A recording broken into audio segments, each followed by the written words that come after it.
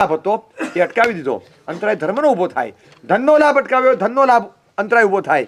એક યોગ્ય પાત્રનો લાભ થતો તો એ અટકાવ્યો, એનો અંતરાય ઊભો થાય.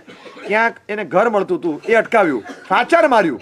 ક્યાંય કોઈના કામમાં ભૌતિક બિનભૌતિક ભૂલી જાઓ, કોકનું કાર્ય થતું ને ફાચર નહીં મારવું.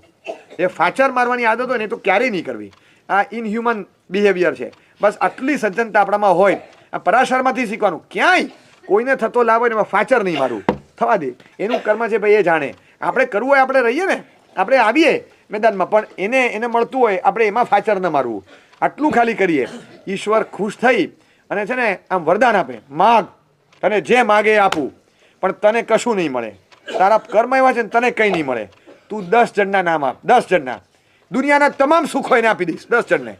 તું તારા કર્મ એવા છે તને કંઈ નહીં મળે. તું 10 જણના નામ આપ, એને બધા દુનિયાભરના સુખો આપી દઈશ.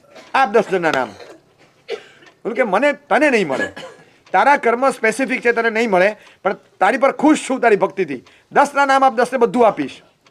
હવે આને થયું કે મને નથી જ મળવાનું અને હું 10ના નામ આપું એને બધું મળવાનું છે.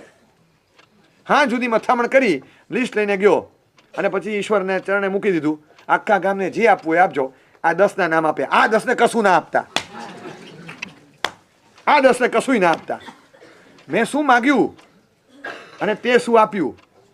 If not me not he. જો મને નહીં તો એને તો નહીં જ, એને તો કોઈ કાળે નહીં, એને ન જ મળવું જોઈએ. આ જે આવે ને આ બીજાના લાભની ઉપર તરાપ મારવી, તો એ અંતરાય ખરીદી